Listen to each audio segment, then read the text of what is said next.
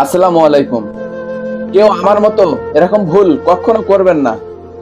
দয়া করে আপনাদের কাছে হাত জোড় করতেছি, আপনারা আমার মতন ভুল আর কখনো করবেন না। আমি কেবলমাত্র জুম্মার নামাজ শেষ করে রুমে এসে বসলাম। ভাইরে, দয়া করে আমার মতো ভুল কেউ করবেন না, আমার কথাগুলো একটু শুনে যান।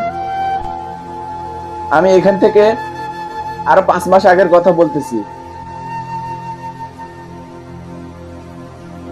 আমার একজন ক্লোজ ফ্রেন্ড, সব থেকে কাছের বন্ধু, যে তার কথাই বলবো ভাই।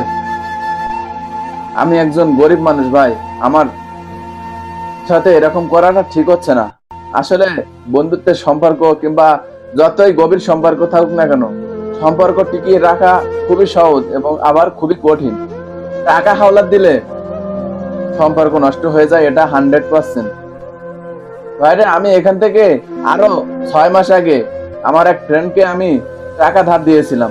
আমি নিজের ইচ্ছায় তাকে টাকা ধার দিয়েছিলাম যে সে কিছু করুক, তারপর আবার সে আমার টাকাটা ফেরত দিয়ে দিবে, রিটার্ন করে দিবে।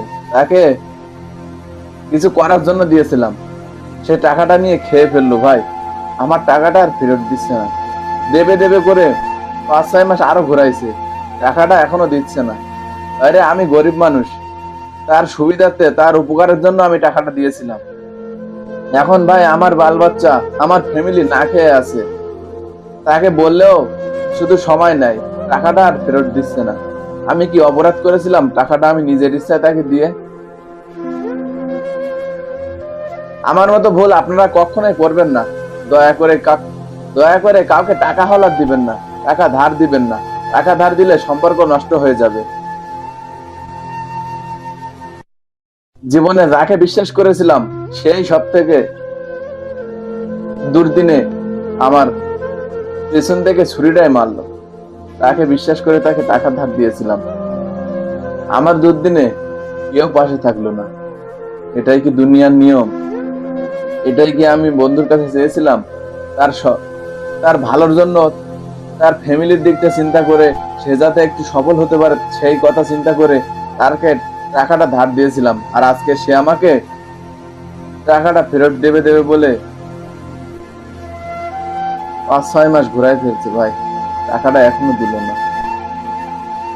টাকাটা নিয়েছিল, বললো যে 2 থেকে 3 মাস পরে তুমি যখন যাবে, 1 সপ্তাহ আগে আমাকে বলবে, টাকাটা রিটার্ন করে দিব। ভাইরে, এই কষ্টটা আমি কাউকে বোঝাতে পারবো না।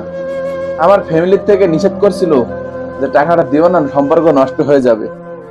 আমি কারো কথা শুনি নাই, আমি নিজের বন্ধুকে বিশ্বাস করে টাকাটা দিয়েছিলাম। এটাই আমার অপরাধ। কাউকে বলতে পারতেছি না আমার সাথে এরকমটা হচ্ছে। আমার ফ্যামিলিকে বলতে পারতেছি না, কারণ তারা শতবার নিষেধ করার পরেও আমি আমার বন্ধুকে টাকাটা ধার দিয়েছি। এটাই আমার অপরাধ। ভাই, আপনার বন্ধু বান্ধব, আত্মীয় স্বজন যেই থাকুক না কেন, টাকা ধার দিয়ে কারোর সাথে সম্পর্ক রাখবেন না।